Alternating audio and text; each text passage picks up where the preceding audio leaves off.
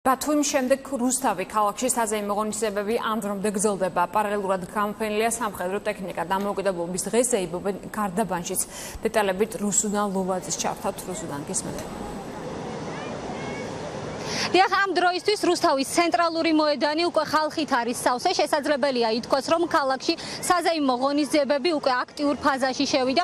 განსაკუთრებული ყურადღების ქვეშ კი მოექცა ის სამხედრო ტექნიკა, რომელიც კოსტავას ქუჩაზეა გამოფენილი. მთელი დღის განმავლობაში კი რუსთაველთა განწყობაზე ზრუნავს ადგილობრივი ქორეოგრაფიული და ფოლკლორული ანსამბლები.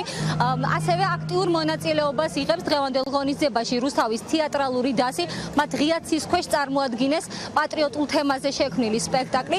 ადგილობრივ მოსახლეობას უკვე მიულოცეს 26 მაისი ადგილობრივი ხელისუფლების წარმომადგენლებმა, ასევე ქალაქის მაჟორიტარმა დეპუტატმა. ძალიან მნიშვნელოვანია, რომ დღევანდელი დღე არის სახალხო ზეიმი სრულიად საქართველოსთვის.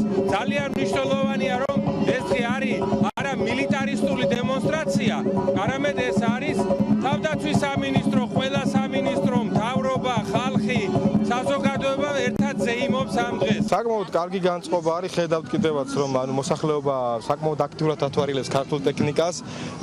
ღონისძიება დაიწყო ხა შუა ფაზაშია და მე ვფიქრობ საღამოსკენ გალა კონცერტზე გაცილებით მეტი ადამიანები მოვა. მე კიდევ ერთხელ მინდა მიულოცო დღევანდელი დღე მთელ საქართველოს ჩემ რუსთაველებს. 26 მაისისადმი მიძღვნილი ღონისძიებები გრანდიოზულად აღინიშნება მარნეულსა და გარდაბანში.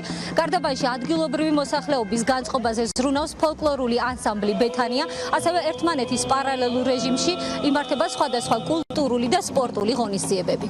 ყველა გამოსულები ვართ, ქართველები, აზერბაიჯანელები, ყველანი დღევანდელი დღეს ნიშნავთ მაღალ დონეზე. ძალიან მნიშვნელოვანი და არაჩვეულებრივი დღეა ჩვენსათვის. ეს დღესასწაული ყოველთვის ყოფილიყო და არ მოშლილიყო. ძალიან დიდი დღესასწაულია დღეს საქართველოში. და ყველას ულოცავ ამ დღესასწაულს. 26 მაისის საზეიმო ღონისძიებებს გარდაბნის რაიონში მამუკა ჩარკვიანის სოლო კონცერტი დაასრულებს, ხოლო რუსთავის ცენტრალურ მოედანზე ჯგუფი დესპანი იმღერებს.